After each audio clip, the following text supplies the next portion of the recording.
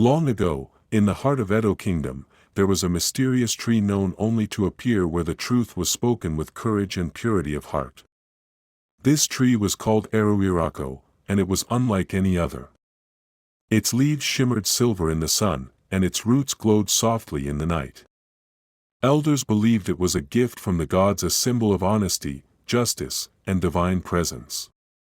But for over 3 generations, the Iroko tree had not appeared in the land. People had become selfish, greedy, and afraid to speak the truth. Lies had become common in the palace, in the markets, and even among friends. The dying king's regret. King Saddler, now old and weak, called his council. "I am dying," he said, his voice trembling. "But before I go, I must see the Iroko tree grow once again in this kingdom. Without truth, we are lost." The chiefs bowed their heads, knowing the king was right. But none had the courage to speak what was in their hearts, for many had lied to keep their power, their riches, or their positions. "I shall give a reward," the king said. "Whoever speaks a truth so pure that it brings back the Iroko tree, shall be made my heir even if they are a commoner." This announcement spread like wild harmattan fire. Lies dressed as truth. People came from far and near. One by one, they stood before the palace gates and declared their truths. "I have never stolen," one rich merchant said. "I love all my wives equally," said a crooked nobleman. "I have always served the people," boasted the chief tax collector. But the Iroko tree did not grow.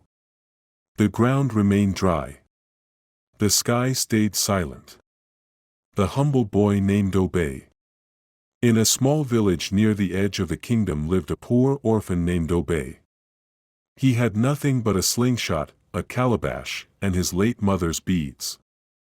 Obey heard of the king's challenge and said to himself, "If I speak the truth even if it hurts, maybe the gods will listen." He walked for 2 days barefoot to the palace, past proud warriors and whispering villagers. When it was his turn, he stepped forward and knelt. "My name is Obey," he said clearly. "My uncle stole land from our neighbors and made me lie about it. I was afraid. But I know now it was wrong. I speak this truth not for reward, but because the lie eats my soul every day." As soon as he finished, a rumble shook the earth. Right before the palace gate, a young Iroko tree sprouted, its trunk glowing gold, its leaves trembling as though the wind was whispering through them. The people gasped. Truth brings consequences, and healing. Obey turned to see his uncle, who had come with other villagers. The man was red with shame. "You disgrace our name," he shouted. But the king raised his hand. "No. He honors it. Truth is the greatest bravery." The land began to change.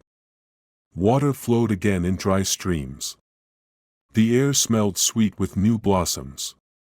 People who had hidden secrets began to come forward, ashamed, but willing to start anew. A new kind of ruler. True to his word, the dying King Saddler named Obey his heir. But the boy refused the crown at first. "I only want a farm and peace," he said. But the king replied, "A farmer who tells the truth can rule better than a prince who lies." Obey accepted, not as a king who ruled with fear, but one who listened, judged fairly, and planted Iroko trees of truth in every corner of the land. Epilogue. Years later, the kingdom of Edo became known as the land of the truth trees. Travelers came from across Africa to witness villages where the trees grew tall, each one a marker of courage, honesty, and redemption. And it was said, where the Iroko tree grows, peace follows. Moral lesson. Truth is like a seed, it may take courage to plant it, but when it grows, it gives shade, fruit, and healing to all. Lies may offer comfort, but only truth can bring lasting peace.